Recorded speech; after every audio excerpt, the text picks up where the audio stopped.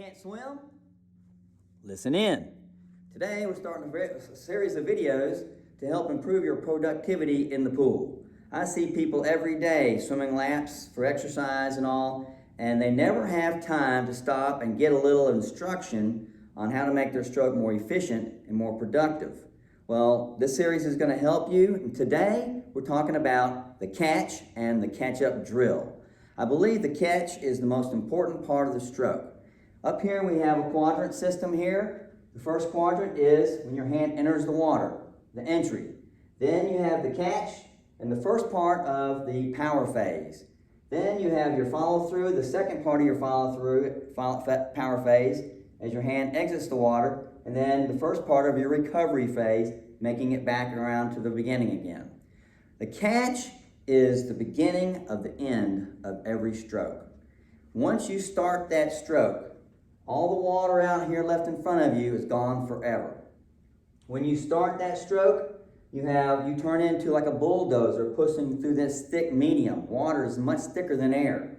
You want to keep that hand out there as long as you can till this hand recovers into the front quadrant and is able to take the place of the hand in front of you. There's several advantages.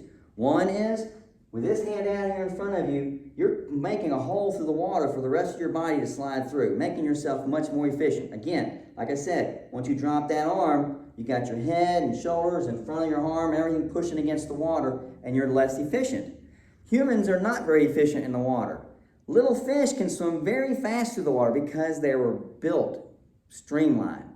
Humans are not streamlined. We've got to do everything we can to make ourselves as streamlined as possible. And this is part of it, leaving that hand there. I see many people coming in, and as soon as they put that hand in the water, they're pulling right away, and they're losing all this water out here forever.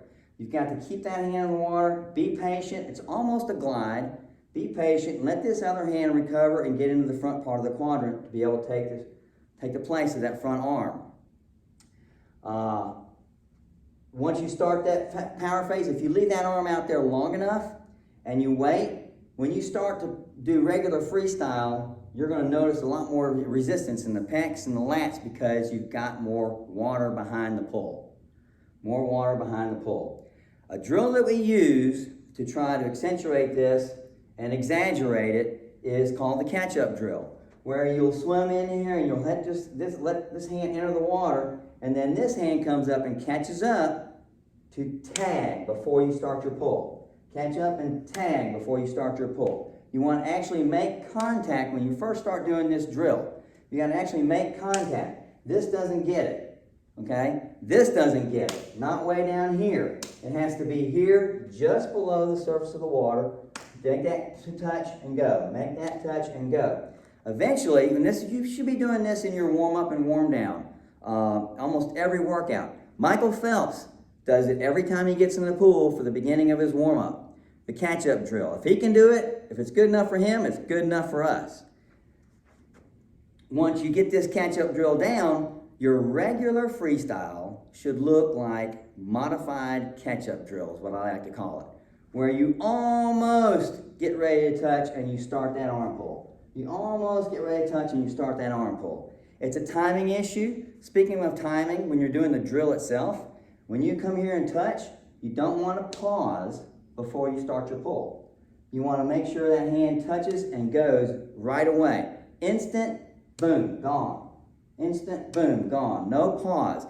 You're trying to get to a point where your body, your forward momentum stays constant all the way down the pool. You don't want to touch and glide and start slowing down and touch and glide and start slowing down. You want to keep your body going in a constant flow, constant momentum all the way down the pool. It's a timing issue and it's going to take time.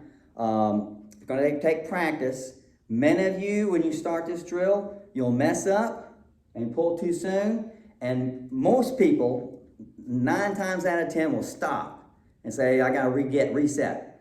Don't stop. Start swimming down the end of the pool. Start working on the catch-up drill. And if you mess up, don't stop. Just keep going, and eventually you might get one hand, and then by the end of the length of the pool, by the time you get to the other end, you may get both hands, okay, depending on how coordinated you are.